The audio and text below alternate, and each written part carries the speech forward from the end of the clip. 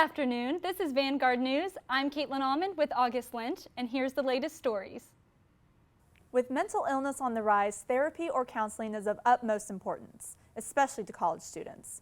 Most UNG students are completely unaware of a free counseling session offered right here on the Oakwood campus. Sarah Martinez gives us the latest. From tests to deadlines, work obligations, friendships, or relationships, college life can be very stressful. One thing that most UNG Oakwood students may not know is that we have on-campus counseling. Counseling can help alleviate stress, anxiety, depression, or any other issues one student may have throughout this crucial part of their life. Student counseling is free for UNG students, and there is no obligation when making a counseling appointment. Our student counselors in Oakwood have a few things to say to any students who are curious or hesitant. It's a difficult world out there, and why not? We're here. Why not get the support you need? A lot of people struggle and they feel like they're alone and have to do things all by themselves, and you really don't. You have some support here. If you're not sure about what mental health is or whether you think that we could help, or you want to know how to better help other students or yourself, please just come in and talk to us. It doesn't even have to be an intake. Just come on in and make an appointment. So if you just want to chat, you never know, and you'll know where to send people in the future. So just give it a try. I believe that everybody needs counseling at some point in their life, and it's a way to have an hour of somebody who has nothing to think about but you and pay attention just to you. And it's wonderful. It's a good feeling, and it makes you come away feeling like somebody cares about you. This is the place to get help, and it's confidential. So we invite everybody who think they might want to come in, just come on in. Talk about your problem, talk about what upsets you, what makes you happy. I'm Sarah Martinez in Oakwood, Vanguard News. Nighthawk athletes, are you ready to play under the lights? UNG Dahlonega has finally started construction on their brand new intramural complex. However, not everybody is ecstatic about the money going towards another sports venue. Jake Smith tells us all about it. UNG finally broke ground on their new intramural complex. Until the complex opens, outdoor intramurals will continue to be played on the drill field, and players are ready for a change of scenery. A lot of times there's loose gravel, mud, grass is sometimes unkept, which is very uneven. I would say the thing I've seen the most, just kind of universally throughout all sports, is if you don't have cleats, you're pretty much at a huge disadvantage just because of how unkept it is in terms of intramural purposes. Along with the complex, UNG has recently built a new basketball arena for the school, causing some students to question why other departments outside of athletics seem to get no funding. A lot of the funding for this school has been acclimated in weird ways, and I know that has to do with a lot of the rules they have to follow, like new floors in chow and things like that were seemed unneeded our freshman year. But I just feel like money goes in the wrong direction sometimes and not where it's actually needed. However, sophomore SGA representative Noah Rubin provides insight on how the complex was funded. Basically, the fund's been saved up for the past 10 years. It got approved 10 years ago by that SGA to start saving up funds specifically for rec fields. And then last year, I guess it was 2 years ago, the SGA approved the allocation of $1 million to be put towards the rec fields. They only ended up needing $800,000. So then this year we just approved $800,000 for them to use to start for that fund. That's like a student activity fund. I forgot the exact name for it, but basically it's just whatever we want to do with the student activities.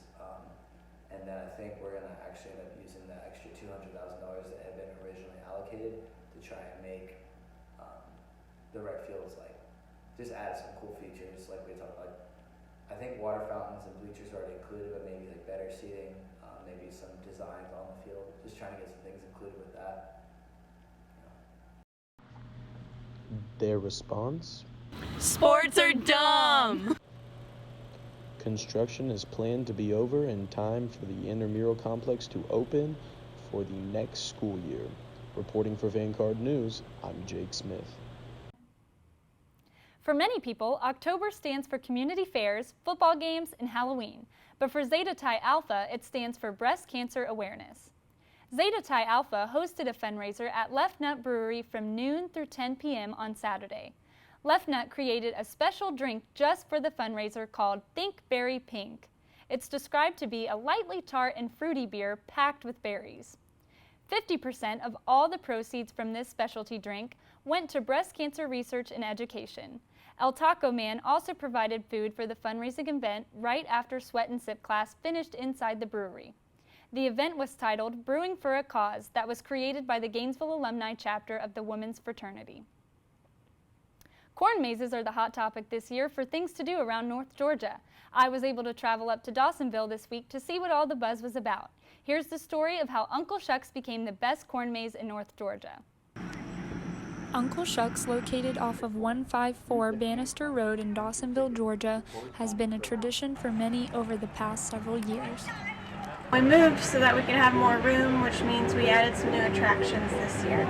So originally we had the corn maze, the wagon rides, the bonfires, and the goat walk, and the kiddie corn maze and Tire Mountain. And this year we have added gem mining, as well as the jumping pad. So, and there's way more room for parking, so we're able to hold more people. With their new additions this year to the maze and farm itself, Uncle Shucks employees anticipate more people to attend this fall. I think we offer a lot for kids of all ages and also adults as well. We have several different activities for the whole family. And several families come every year and tell us they come every year. It's kind of a tradition now, so they have pictures of their kids here throughout their lives, so that's pretty cool to see. Over the past 18 years of Uncle Shucks being open to the public, they have gained a lot of publicity, including awards. Dawson County has recognized Uncle Shucks as the best corn maze in Dawson County, and we've also been featured in several magazines as the top 10 corn maze in Georgia, as well as we were in a national competition this year for top 10 best corn mazes nationally. I think we placed 8th. You can visit their website for the hours of operation and to purchase tickets. Reporting from Uncle Shucks Farm, I'm Caitlin Allman, Vanguard News. Brittany Haggerty wants you to join her Think Outside workshop. It's all about reflecting spirituality and turning her life lessons into positive practices for others. Here's the latest from Sarah Martinez.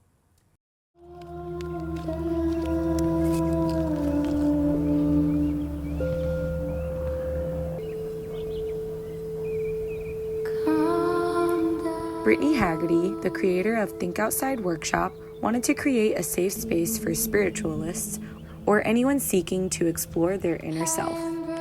Her workshop, Think Outside, is about reflecting inward, meeting new people, and exploring your spirituality. The workshop included things like picking tarot cards, getting cleansed with sage, affirmations, connecting with others on a deeper level, and a guided meditation.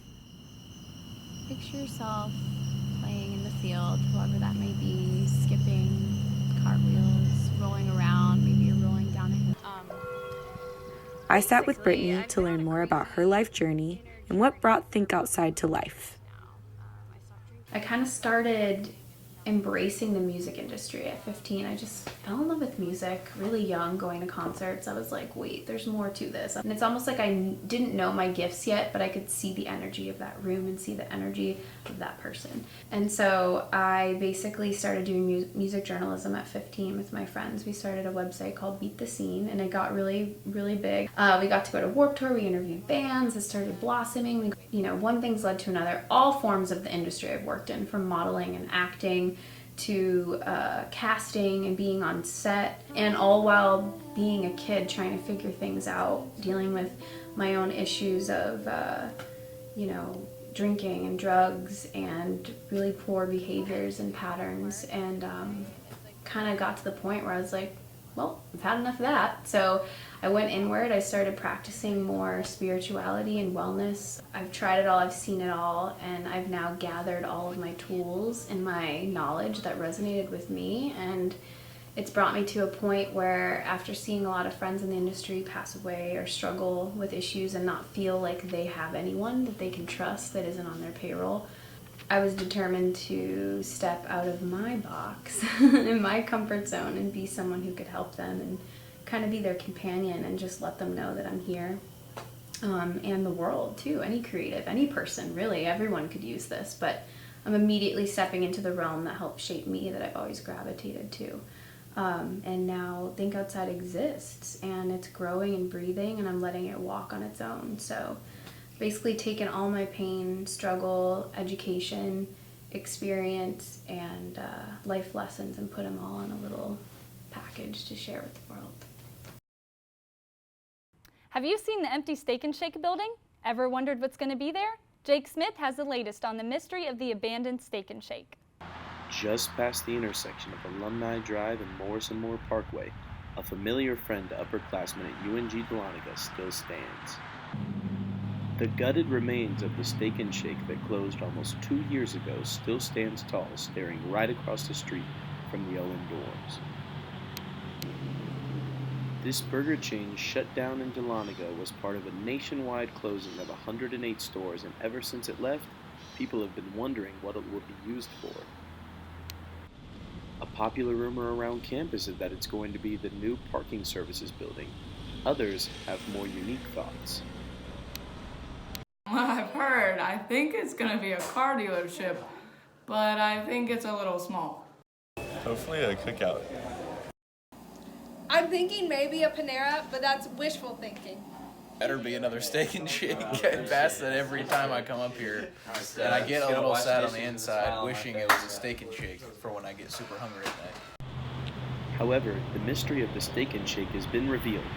UNG's campus police officers have confirmed that they will move their headquarters across the street at the start of the 2020 spring semester. Looks like the patrons of Dahlonega will have to find a new location for their first car dealership in town. With Vanguard News, I'm Jake Smith. Thank you for joining us. I'm August Lynch with Caitlin Allman. We'll see you guys next week.